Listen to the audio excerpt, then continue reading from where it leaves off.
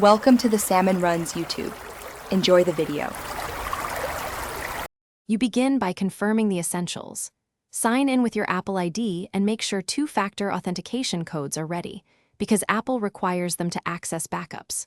Once done, verify the iCloud backup date and size so you restore the correct snapshot. This prevents overwriting new data. Make sure your iPhone or iPad is on Wi-Fi and plugged into power. Restores can be large and lengthy, so stable connectivity and battery keep the process uninterrupted and reliable. You now perform the active restore. Erase the device and follow the on-screen setup until you reach apps and data, then select Restore from iCloud Backup. Pick the backup by date and size to avoid restoring an older snapshot. This ensures you recover the intended files and settings.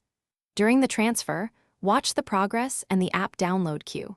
Apps and media may continue downloading after settings restore, so keep Wi-Fi connected and give the device time to rehydrate fully. Finish by signing into your Apple ID again and reauthorizing services like iMessage and Health. Many apps need credentials to resume sync. Make sure photos and messages are present and confirm settings reflect your preferences.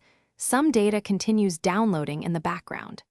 If the restore stalls or fails, first reconnect to reliable Wi-Fi and restart the device, then attempt the restore again. If problems persist, restore from a different iCloud backup or use a Finder/iTunes. Thanks for watching. Consider subscribing if we helped you.